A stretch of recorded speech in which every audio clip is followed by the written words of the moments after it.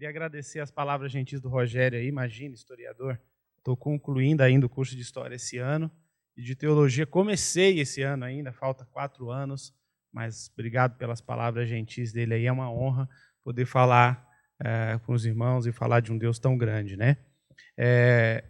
Nós estamos vivendo novos tempos. Se fosse em outros tempos, eu ia fazer essa pergunta para a igreja aqui, para o público, né? Quando a gente faz uma pregação e a gente conversa com o público. Agora tem que ser via chat, mas não tem problema, a gente está se relacionando do mesmo jeito. A pergunta que eu fiz até vou pedir se puder colocar o PowerPoint, se você já encontrou alguém famoso, alguma celebridade, alguém que seja conhecido, né? Eu fiz aqui a pergunta no chat, a Sandra respondeu que conheceu o César Tralli. Vamos ver quem mais aqui respondeu.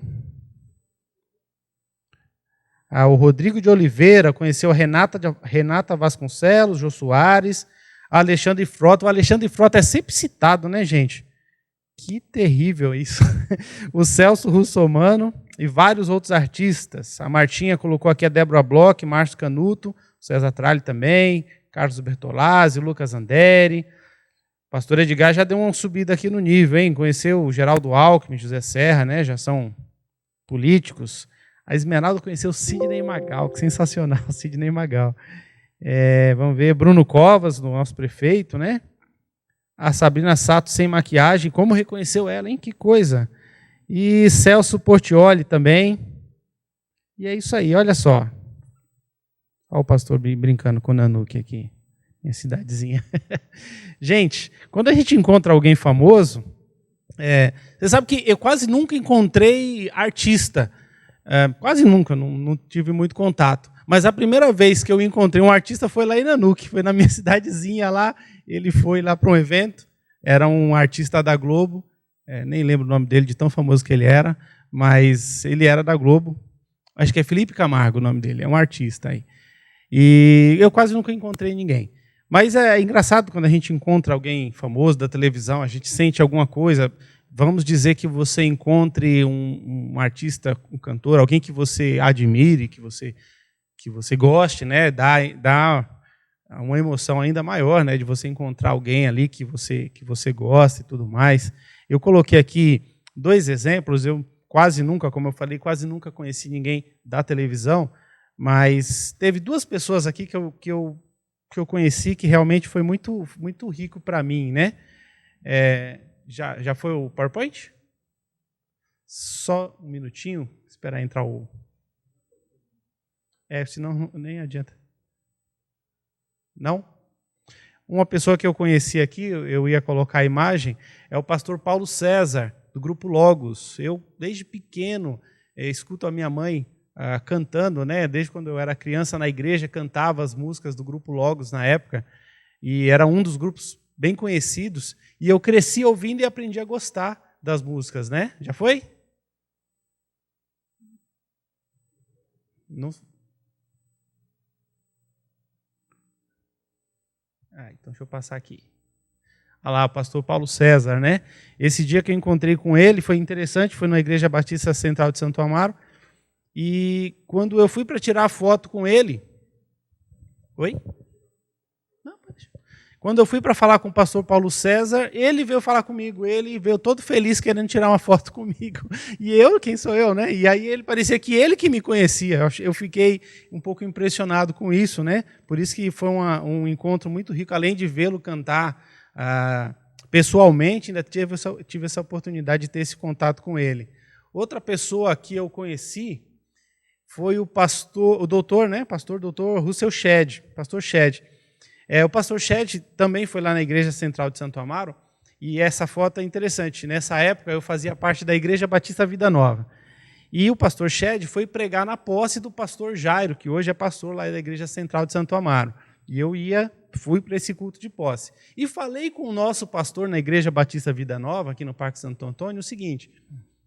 Falei, pastor, o pastor Shedd é fundador dessa igreja, da Vida Nova, no Parque Santo Antônio, da igreja que eu fazia parte. Então, ele tinha um carinho pela igreja. E eu falei para o nosso pastor, né, o pastor Luiz, à época, eu falei, pastor, eu estou indo para um culto que o pastor Shedd vai pregar. E um mês à frente seria o aniversário da nossa igreja, da Igreja Vida Nova. Eu falei, pastor, o senhor me autoriza a convidar o pastor Shed para pregar no culto da igreja? E aí ele deu risada, ele falou, Milton, como que você vai convidar o doutor Shed para pregar daqui a um mês aqui na igreja? Eu falei, mas eu posso perguntar? Ele falou, tá bom, pode pedir. Fui pedir. E aí eu cheguei no final do culto, conversei com o pastor Shed, falei, pastor, o senhor poderia pregar no aniversário da nossa igreja? E ele deu essa gargalhada que vocês estão vendo na foto aí. Ó. Ele falou, como que eu vou pregar daqui a um mês? A minha agenda está ocupada para 2 anos à frente, né? Não dá, não tinha como. Falei, tá bom, mas eu pedi. E quando chegou no aniversário da igreja, era um culto de manhã e à noite, na parte da manhã eu estou chegando na rua da igreja, vejo a única pessoa que eu conhecia que tinha um Versalhes, que era o pastor Shed, ele tinha um Versalhes, e tinha um Versalhes parado na frente da igreja. Eu falei, não acredito. E aí, quando eu fui lá, o pastor Shed estava lá sentado, eu falei, pastor, o que aconteceu? O senhor falou que não dava? Não, eu dei um jeito na minha agenda, teve um cancelamento e eu vim aqui. E eu falei, rapaz, eu já convidei o doutor Shed para pregar na igreja. Eu era novo, olha essa foto aí, tinha cabelo preto ainda. Então, o pastor Shed, a nossa igreja era muito pequena, era uma igreja bem humilde. Ele pregou no culto da manhã e depois a EBD se dividiu. E aí foram mulheres para uma sala, mas não tinha uma sala para os homens se reunir. Então, os homens se reuniam na frente da cozinha da igreja. Então, tinha um lugarzinho ali, um refeitório, bem apertadinho. Os homens se reuniam ali. Quem dava aula era um irmão querido, mas ele não tinha, teoricamente, né, não tinha estudo teológico. Era o irmão da igreja mesmo, que dava aula para os homens. E o pastor Shed foi lá e sentou nessa cozinha, sentou lá e teve aula com esse irmão querido. Então, imagina ele ali dando aula, tendo o Dr. Shed como aluno, conferencista internacionalmente conhecido, né? Ele era diretor, ele já está na glória, mas era diretor da editora Vida Nova, sentado ali como aluno. Então, quando a gente vê esse tipo de situação com pessoas conhecidas, com pessoas que têm alguma influência, a gente fica um pouco impactado com isso, né? Nossa, eu estou dando aula para o pastor Shed, eu conheci o artista, o prefeito, o governador. Aí eu coloco a seguinte pergunta, né? E se fosse Jesus? A gente crê, lógico que a gente vive na presença de Jesus, a gente vive isso. Mas eu fico pensando, se você encontrasse pessoalmente com Jesus, assim, frente a frente, como alguns viveram lá na época que Jesus estava aqui, pessoas que encontraram com Jesus mesmo, de frente. E aí o Rogério pediu um texto bíblico, eu coloquei aqui o texto de João 20, versículo 14, que é aquele texto em que Maria vai até o sepulcro, depois que Jesus tinha morrido, né? E Jesus foi colocado naquele sepulcro. Maria vai ali chorar, imagina ela, o mestre, né? Aquele que todos amavam, morreu. E ela estava indo no sepulcro dele. A tristeza que ela estava sentindo, a falta de esperança. Imagina, eles estavam cheios de esperança no coração e, de repente, o mestre foi morto naquela cruz. É óbvio que a gente vai pensar assim, mas Jesus disse que ressuscitaria no 3º dia. Mas é fácil a gente julgar hoje, que a gente tem a Bíblia completa, mais de 2000 anos depois, a Bíblia toda revelada. É fácil a gente olhar para eles lá naquele dia e julgar e falar assim, nossa, que falta de fé, Jesus não falou que iria ressuscitar? Mas e ela? Ela não tinha a Bíblia escrita ainda, ela não conhecia a história toda, ela estava vivendo aquilo. E ela estava chorando, o texto vai dizer que ela estava chorando, ela foi no sepulcro olhar e Jesus não estava lá, ela ficou desesperada porque achou que alguém tinha roubado o corpo de Jesus. E ela sai e encontra com quem? Com Jesus. Pessoalmente, mas ela não reconhece. A Bíblia não vai dizer por que ela não reconheceu, se foi Jesus que impediu que ela reconhecesse, ou se as lágrimas dela, a tristeza dela era tão grande que ela nem foi capaz de perceber que ela estava falando com Jesus. E aí quando Jesus fala Maria, ela reconhece a voz e grita, mestre, né? Rabone, mestre. E ela percebe que ela está na presença de Jesus. E é isso que eu queria comentar com vocês rapidamente essa noite. Imagina você estar na presença dele e não ter consciência disso, e estar sofrendo a morte dele e ele estava ali. Então, eu trouxe aqui hoje 3 personagens que estiveram frente a frente com Jesus e foram reações diferentes. os 3 personagens, de vários personagens que tiveram diálogos pessoais com Jesus, diversos. Eu trouxe apenas 3. E esses 3, todos estão problemas relacionados à saúde, necessitavam de uma cura milagrosa. Tem tudo a ver com o que a gente está vivendo hoje, porque a gente olha e quando a gente assiste o jornal, a gente fica angustiado, porque sistematicamente, todos os dias, nós vemos uma notícia sobre esta pandemia, de algo que foge do nosso controle, e a gente é tentado a se desesperar com isso. É uma vacina que ainda não está pronta, é gente dizendo que pode não dar certo, são pessoas dizendo que a doença voltou, gente que era saudável e morreu. Talvez você esteja hoje com um parente hospitalizado, nós temos pessoas que estão com esta doença, que são dessa igreja. Eu perdi familiar faz alguns dias atrás para essa doença, colegas de trabalho. Então, a gente está vivendo uma situação desesperadora. Então, eu trouxe 3 pessoas que passaram por essas situações e elas tiveram esse encontro pessoal com Jesus, e eu queria falar um pouco a respeito de quais foram as atitudes que essas 3 pessoas tiveram, atitudes diferentes. A primeira pessoa que eu queria trazer aqui para conversar é a mulher com hemorragia, a mulher que tinha um fluxo de sangue. Esse texto está narrado em Lucas 8, 43, de 43 a 48, a gente vai ler esse texto. O pastor Paulo chegou até a comentar a respeito dessa parte, desse trecho da Bíblia no domingo passado também, e eu queria fazer algumas observações sobre esse texto. Diz o seguinte: uma mulher, no meio do povo, sofria 12 anos de uma hemorragia sem encontrar cura. Ela se aproximou por trás de Jesus e tocou na borda de seu manto. No mesmo instante, a hemorragia parou. Em outros textos, ela vai dizer que isso ela fez de modo premeditado. Ela planejou isso. Ela falou, olha, se eu tão somente tocar na orla do vestido dele, eu vou ser curada. Então, foi isso que ela fez. E no mesmo instante, a hemorragia dela parou. Quando isso acontece, Jesus pergunta, quem tocou em mim? Perguntou Jesus. Todos negaram. E Pedro disse, Pedro, ele não tinha muita paciência, a gente já falou sobre Pedro aqui, né? Pedro, se ele pudesse, olha, ele perdia a paciência com Jesus de vez em quando, né? Porque, mestre, Pedro disse, a multidão toda se aperta em volta do Senhor. E aí, todo mundo está te apertando aqui, agora você vem perguntar se alguém te tocou? Jesus, no entanto, disse, olha, alguém certamente tocou em mim, pois senti que de mim saiu poder. Quando a mulher percebeu que não poderia permanecer despercebida, começou a tremer e caiu de joelho diante dele. Todos a ouviram explicar porque havia tocado nele e como havia sido curada de imediato. Essa história é muito conhecida, tem várias implicações, aconteceram várias coisas aqui. Então, só concluindo aqui, então ele disse, filha, sua fé a curou, vá em paz. Lucas 8, 43 a 42.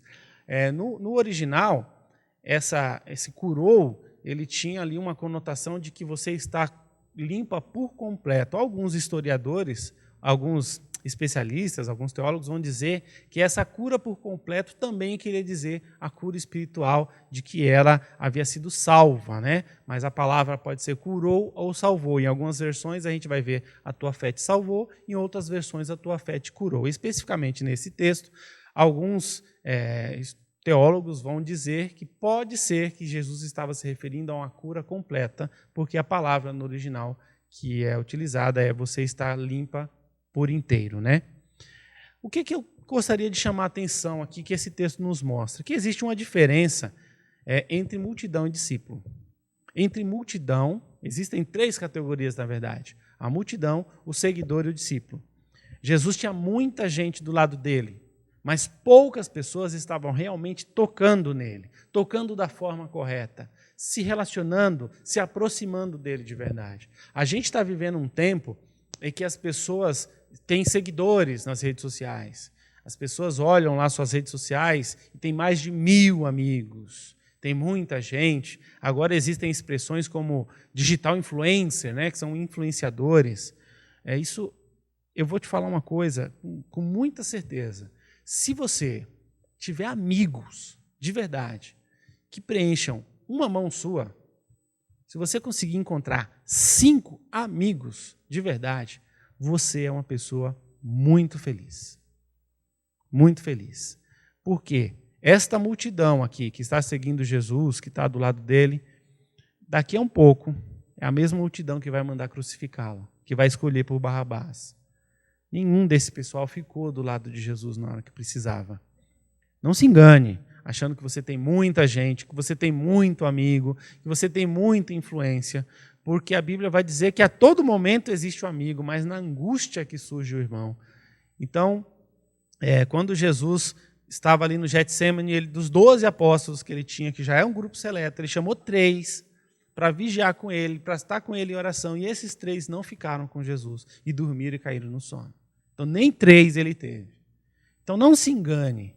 Tinha muita gente ao redor de Jesus, mas pouca gente realmente estava interessada nele, né? Então, a primeira coisa que chama a atenção. Segundo, Jesus compreende as nossas limitações. Nem de longe eu quero criticar essa mulher aqui por alguma atitude dela, porque, assim, questões de saúde, a gente mexe com a gente mesmo. O meu pai vai completar esse ano 10 anos que ele perdeu a visão por conta de uma diabetes. E eu me lembro da época que ele perdeu a visão. E quando tudo aconteceu, eu levei ele em tudo quanto é hospital que eu pude. A gente foi em vários hospitais, em vários especialistas, falei com um monte de gente, tentou um monte de coisa. Ele tentou até fazer uma cirurgia, e no dia da cirurgia a pressão dele ficou muito alta e ele não pôde fazer. Irmãos, naquele momento, naqueles dias, eu faria o que fosse necessário. Porque quando você está com um problema de saúde, de alguém, ou você, ou alguém da sua família, nem sempre as nossas decisões são as melhores, são as mais acertadas, porque existe ali um fator emocional muito grande. Essa mulher estava sofrendo há 12 anos, é muito tempo, perdeu tudo que ela tinha. Então, o foco dela ali naquele dia era ser curada. Ponto. Qual que era o objetivo dela? Era encontrar Jesus? Era falar com Jesus? Era conversar com Jesus? Era muito difícil ela fazer isso. Ela era uma mulher, que já é difícil para uma mulher chegar no meio de uma multidão assim e encontrar e falar com Jesus. Ela tinha um fluxo de sangue, de acordo com os rituais lá da lei, ela era considerada impura, então ela nem podia, ela vivia à margem ali. Então ela não tinha interesse nenhum de se relacionar com Jesus. Ela queria só ser curada. E tantas vezes a gente tem esse tipo de relação com Deus, de querer uma bênção, de querer um milagre, e só. E só. E é zero crítica, mas é assim mesmo que a gente funciona. Não sei se isso já aconteceu com vocês, de você ter um conhecido que nunca falou, que está anos sem falar com você, e quando ele precisou de alguma coisa, ele te liga. Opa, e aí, sumido, você está bem? Fala, querido, estou bem. Então, precisando de ajuda. O cara não fala com você há anos, mas quando ele precisa de alguma coisa, ele te procura. A gente tem esse tipo de relação.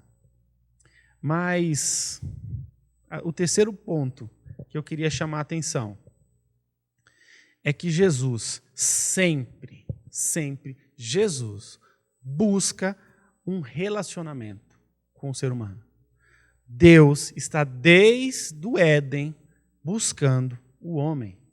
Jesus decide se relacionar com o homem.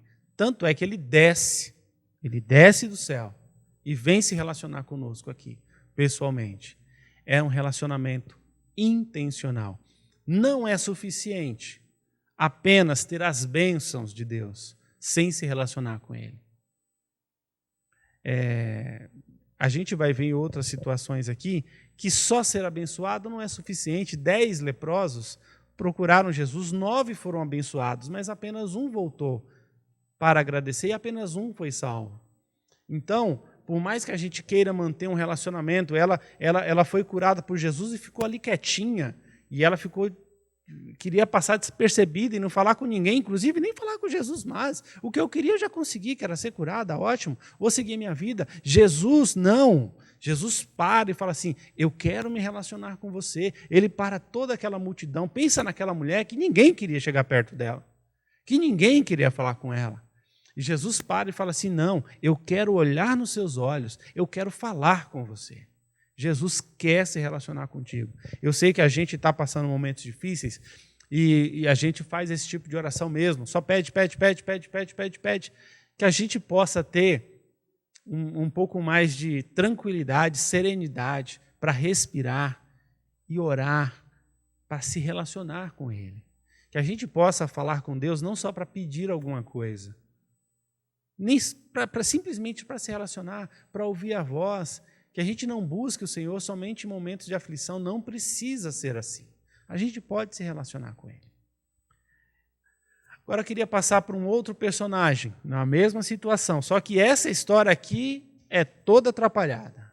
Esse personagem aqui é todo atrapalhado. É o paralítico de Betesda. Essa história está narrada lá no livro de João, capítulo 5, a partir do verso 1.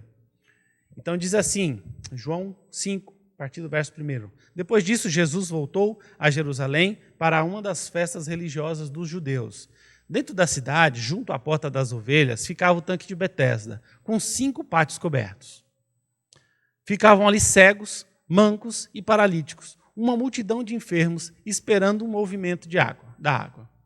Pois um anjo do Senhor descia de vez em quando e agitava a água. O primeiro que entrava no tanque, após a água ser agitada, era curado de qualquer enfermidade que tivesse. Um dos homens estava ali doente há 38 anos, a minha idade.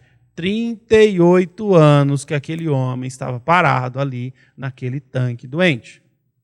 Quando Jesus o viu e soube que estava enfermo, aí eu fiz o grifo em vermelho, Jesus o viu. Jesus, não foi ele que procurou a Jesus, foi Jesus que o procurou. E soube que ele estava enfermo por tanto tempo, perguntou-lhe, você gostaria de ser curado? Pergunta simples. Olha a resposta. O homem respondeu, não consigo, Senhor, pois não tenho quem me coloque no tanque quando a água se agita. Alguém sempre chega antes de mim. Jesus lhe disse, levante-se, pegue a sua maca e ande.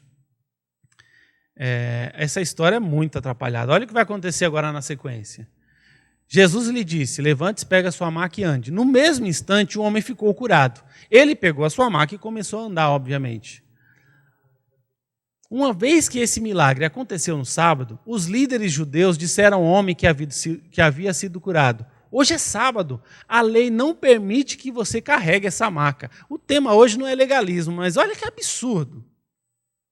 Não é sobre isso que eu vou falar, mas veja quando a gente se apega muito a regras, o que acontece? Olha o tipo de insanidade, né? O homem está ali há 38 anos, é curado, ao invés deles se alegrarem por aquela cura e ficarem maravilhados, eles estão preocupados com a maca que o homem está carregando. E ele também parece que estava preocupado com isso, mas ele respondeu, o homem que me curou disse, pegue a sua maca e ande. Eu estou andando com essa maca porque o cara me curou e mandou eu carregar a maca. Olha que absurdo. Olha que absurdo. Quem foi que lhe disse uma coisa dessas? Eles estão preocupados com o que Jesus disse, não com o que ele fez, com a cura, não. Perguntaram eles, o homem não sabia nem quem era, não sabia. Isso é o cúmulo da pessoa que foi abençoada, foi curada, mas não faz a menor ideia do que aconteceu com a vida dela. Pois Jesus havia desaparecido no meio da multidão. Mais tarde, Jesus o encontrou, mais uma vez, Jesus procura este homem, Jesus o encontrou no templo e lhe disse, agora você está curado, deixe de pecar, para que nada pior lhe aconteça. Ele agradeceu a Jesus, ele deu um abraço em Jesus, falou, mestre, obrigado. Sabe o que ele fez? O homem foi até os líderes judeus e lhes disse que tinha sido Jesus quem o havia curado. Está aí, João 5, de 1 a 15. É uma história de cura, uma história trágica, né? Um homem tanto tempo ali sendo curado. Esse texto, quando eu fui estudar, eu vi que a parte B do versículo 3 e o versículo 4 inteiro, em algumas versões, na NVT, NVI, Revista Atualizada, esse texto está entre em colchetes, e eles vão dizer que esse texto não faz parte da versão mais antiga do grego. É o texto que fala que o anjo descia para agitar a água. Particularmente, eu não gosto muito dessa coisa de ficar tirando o texto, falar que não estava, eu não me sinto muito confortável com isso. Mas, neste caso, todos os teólogos, todos os especialistas que eu li, todos eles concordam que se foi acrescentada depois ou não esse versículo, aí eles divergem. Mas nenhum diverge de que isso daqui foi apenas uma explicação de uma crendice que existia na época, que é muito difícil. Aí a gente vai olhar o restante da Bíblia. Então, quando a gente pega um versículo que é difícil de entender, a gente tem que procurar outros versículos que vai ajudar a gente a entender. Não vai ter em lugar nenhum um texto que vai dizer que Deus vai ficar mandando o anjo descer na água para mexer com a água para que o primeiro seja curado, a primeira pessoa que entrar na água seja curada. Então, é muito difícil, a gente não vê isso na personalidade de Deus em nenhum outro texto. Agora, o que a gente vê muito é uma coisa chamada crendice. A crendice, gente, olha, e aí não vou falar só do brasileiro, tem gente que fala que o brasileiro é muito supersticioso. Mas não tem brasileiro nenhum nessa história aqui, né? Eu acho que o ser humano ele tem uma tendência natural a se apegar às coisas materiais. E isso é uma crendice, é uma superstição, é uma mandinga, você dá o nome que você quiser dar aí. E, infelizmente, nós estamos falando de um texto que aconteceu dentro do templo, não aconteceu num lugar pagão. Não foi no templo da deusa Artemis, não foi em Atenas que aconteceu essa história. Se fosse lá em Atenas, né, na mitologia grega, não! Isso aqui aconteceu dentro lá do templo. Crendice. Então, a primeira coisa que me chama a atenção aqui, nesse texto, para nós tirarmos para os nossos dias de hoje, vamos se afastar dessas coisas, porque isso entra dentro da igreja. Então, dentro da igreja, o cara começa a ter um monte de amuleto, acredita em corrente de X dias de oração, X semanas, tem que ser isso, tem que ser aquilo. É a oração do pastor fulano de tal. E aí começam umas aberrações com o nome de igreja, que vai vender lenço, que vai vender água, que vai vender suor.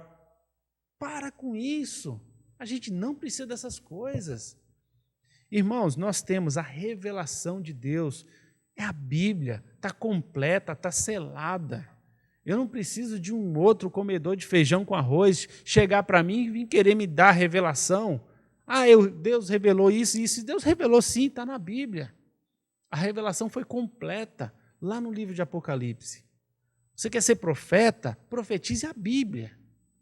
Pregue a palavra às nações. O que a Bíblia manda a gente dizer? É pregar a Bíblia, é pregar a palavra. Ela é suficiente. Eu acho interessante que pessoas que nem leram a Bíblia toda dão ouvidos para outras coisas por aí.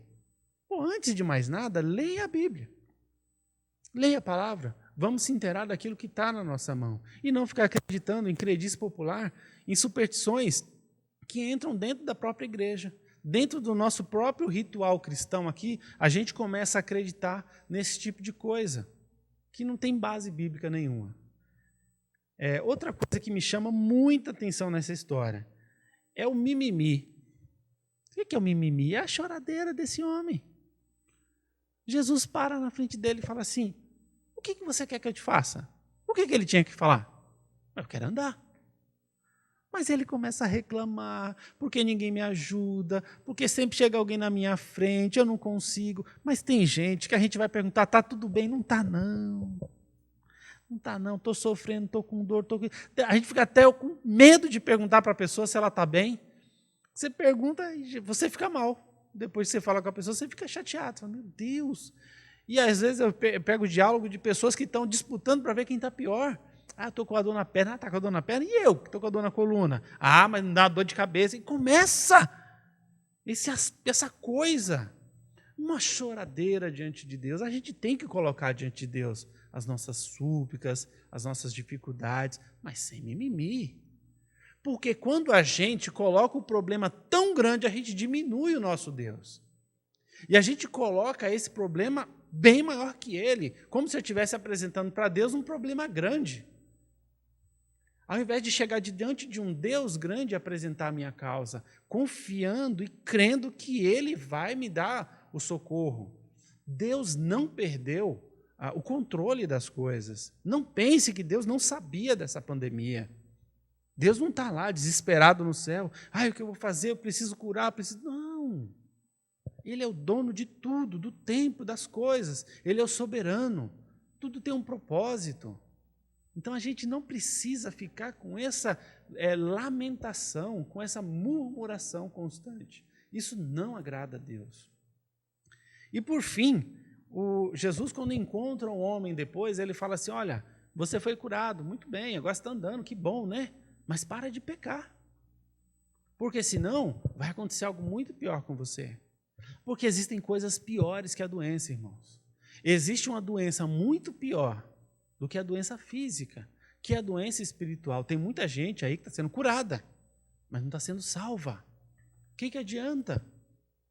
Eu vou contar para vocês. O meu pai, quando ele começou a perder a visão, ele pouco antes, ele havia se convertido. E ele tinha ali alguns amigos, né? Ele tinha algumas pessoas com quem ele convivia no trabalho, que ele ficou com medo de repente, em algum momento, voltar para se fraquejar na fé. Ele era novo convertido. E de vez em quando os amigos iam tomar uma cerveja e não sei o quê, e ele ficava negando, mas eram amigos dele, trabalhava com ele. Até que um dia ele fala que um dia ele foi tomar Guaraná, e aí ele falou assim: olha, eu estou sentindo que não vou conseguir, está difícil para mim continuar convivendo com eles. E ele faz uma oração para Deus, fala assim: Deus, me ajuda a achar uma forma de sustentar minha família, mas que eu me afaste desse ambiente aqui, porque eu não quero nunca sair dos teus caminhos. O meu pai perdeu a visão, está aposentado, se aposentou. O meu pai, dias antes de perder, ele perdeu um olho depois o outro, ele lia muito a Bíblia. Então, há quem até acredite que isso tenha forçado a visão dele. Ele lia mais de 10 capítulos da Bíblia por dia. Ele perdeu a visão, a gente deu uma Bíblia em áudio para ele, a Ana Paula, minha esposa, deu um conjunto de CDs com a Bíblia. Ele ouviu várias vezes a Bíblia. Hoje meu pai, ele é cego, 100% cego, mas é cristão. E quando ele enxergava, ele não era. Quando ele enxergava, ele era saudável, ele bebia, ele fumava, ele dava risada da igreja. E agora ele é cego? Ok, é lógico que é triste, é muito triste para nós, é muito doloroso para mim ver meu pai cego. Se eu pudesse, eu daria um olho meu para ele.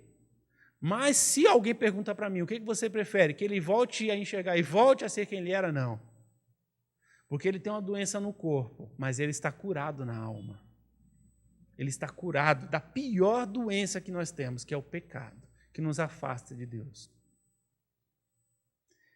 Terceira pessoa que passou por uma situação de doença, e já esse é diferente, totalmente diferente de quem a gente acabou de falar, e já estou chegando no fim, é o cego de Jericó, é Bartimeu. Bartimeu, quando Jesus, esse texto aqui é de Lucas também, quando Jesus se aproximava de Jericó, havia um mendigo cego sentado à beira do caminho, mendigo, cego, também rejeitado pela sociedade, ficava à margem da sociedade, não tinha lá o dinheiro que a mulher tinha, também estava igual o homem do tanque de Betesda, largado lá. Ao ouvir o barulho da multidão que passava, perguntou o que estava acontecendo. Disseram-lhe que Jesus de Nazaré estava passando por ali. Jesus de Nazaré, era assim que eles chamavam Jesus. Nazaré era uma regiãozinha bem pobre, pequenininha lá. Não era ninguém muito importante, era o Jesus. É o filho do Zé Carpinteiro. É o Jesus de Nazaré. Então, ele começou a gritar: Jesus, filho de Davi, tenha misericórdia de mim. Os que estavam mais à frente o repreendiam e ordenaram que se calasse. Mas ele não estava nem aí. E ele gritava ainda mais alto: filho de Davi, tenha misericórdia de mim. Então Jesus parou e ordenou que lhe trouxessem um homem. Quando ele se aproximou, Jesus lhe perguntou: o que você quer que eu faça? Olha a pergunta de novo: o que você quer que eu faça? E aí ele já responde: Senhor, eu quero ver. Eu quero ver. Respondeu o homem, e Jesus lhe disse: receba a visão, sua fé o curou. No mesmo instante, o homem passou a enxergar e seguia Jesus, louvando a Deus. E todos os que presenciaram isso também louvavam a Deus. Estamos chegando no final. Esse personagem não exige muita explicação. É muito claro que ele sabia com o que ele estava falando. É diferente do homem do tanque de Betesda. Quando a gente ora para um Deus que a gente conhece, é diferente a oração. O relacionamento com Deus que a gente sabe quem é diferente. A gente não tem medo do problema. A gente ora com tranquilidade. Ele chama Jesus de filho de Davi. Hoje a gente fala isso numa boa, mas naquela época, chamar Jesus de filho de Davi era colocar a própria vida em risco, por vários motivos. Porque o filho de Davi era uma promessa para o povo de um rei, e que eles esperavam um rei que fosse um rei militar, um rei político, que libertasse o povo de Roma. Então os judeus não gostavam de ouvir aquilo. Ainda tinha outros judeus que nem queriam ninguém do trono de Davi, queriam um rei militar mesmo, que era um outro grupo. Existiam vários grupos naquela época, ninguém gostava de Jesus, além de Roma não gostar. Dizer que Jesus era filho de Davi, ele tinha problema com os fariseus, com os saduceus e com diversos grupos. Ele não se importou com isso, ele fez uma declaração de fé, colocando Jesus no lugar que ele é. Ele não era só o filho do carpinteiro, nem só o homem de Nazaré, nem só o homem que curava. Ele era o rei, ele era o Messias, ele era o Salvador, ele era o filho de Davi. Ele teve coragem e ele sabia com quem ele estava falando. Quando ele pediu, ele chegou diante de Jesus de maneira objetiva e clara, sem murmurar, sem reclamar de nada. Ele simplesmente falou: eu quero ver quando nós orarmos, quando nós chegarmos diante de Deus. Vamos ser objetivos, claros, e falar o que tem que ser falado. Este homem louvava Jesus antes da cura, porque depois da cura é muito fácil. Depois da bênção é moleza a gente louvar e agradecer, mas e antes? Ele louvava Jesus e já chamava Jesus de filho de Davi antes de ser curado. E depois que ele foi curado, o texto vai dizer que ele louvava a Deus. E as pessoas viam isso e também louvavam a Deus. Por fim, ele era um crente relevante, ele era uma pessoa que fazia efetivamente diferença na comunidade e na cultura que ele estava inserido. É isso, meus irmãos. É tão somente isso, que a gente se relacione intencionalmente com Jesus, que a gente busque a Ele mais do que a bênção. Que a gente não murmure, que a gente não reclame tanto. Isso é muito para mim, eu sou uma pessoa que tenho dificuldade com isso. Mas que eu possa chegar diante de Deus não só para pedir alguma coisa, não só para reclamar, mas para agradecer por tudo que eu tenho. E como esse homem, que a gente possa entender com quem é que a gente está falando. Nós estamos de frente com Jesus de Nazaré, com o Rei dos Reis. Vamos fazer uma oração. Meu Deus, obrigado, Pai, por esta noite. Perdoe os nossos pecados. Somos pecadores, Pai. Tenha misericórdia de nós. Nos ajude a se relacionar com o Senhor de forma correta, da forma certa. Nos ajude a ter fé nos momentos de dificuldade, principalmente relacionados à saúde. Deus, eu te peço e te agradeço por tudo que tenho. Em nome de Jesus. Amém.